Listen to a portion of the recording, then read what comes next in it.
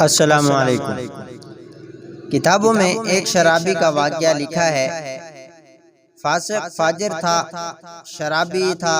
محلے والوں نے تہیہ کیا ہوا تھا کہ ہم اس کا نہ جنازہ پڑھیں گے نہ اس کی تدفین میں شریک ہوں گے۔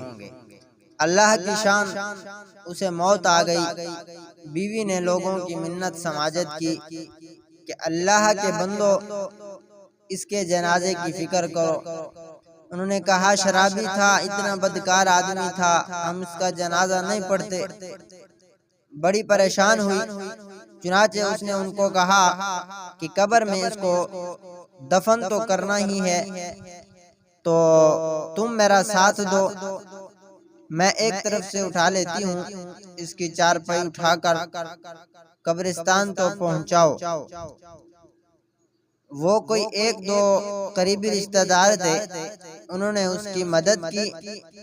اس نے جا کر قبر کے قریب چارپائی اس کی ڈال دی اور پاس بیٹھ گئے۔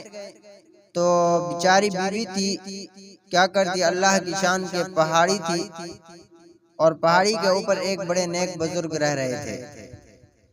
اس نیک بزرگ نے دوپہر کے قیلولہ میں خواب دیکھا۔ اسے کہا گیا کہ میرا ایک بندہ ہے جس کی میں نے مغفرت کر دی، تم اس کی جنازے کی نماز پڑھو۔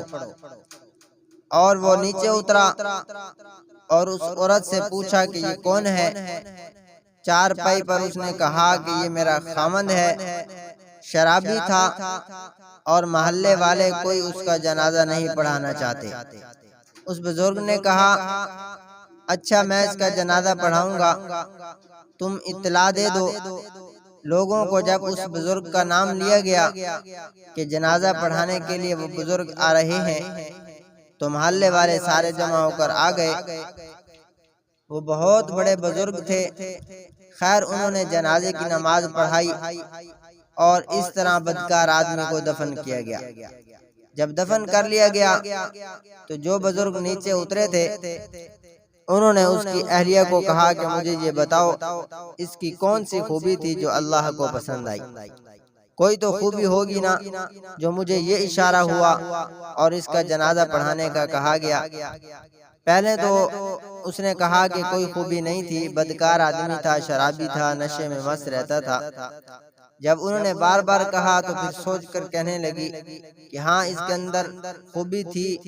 جب صبح کے وقت اس کا نشہ ٹوٹتا تو اس وقت وہ اللہ سے رو کے دعا مانگتا تھا کہ اللہ، میں بڑا بدکار ہوں، پتہ نہیں تو مجھے جہنم کے کس گوشے میں ڈالے گا۔ اے اللہ، میں بہت گناہ گار ہوں، میں نہیں جانتا کہ تو مجھے جہنم کے کس گوشے میں ڈالے گا۔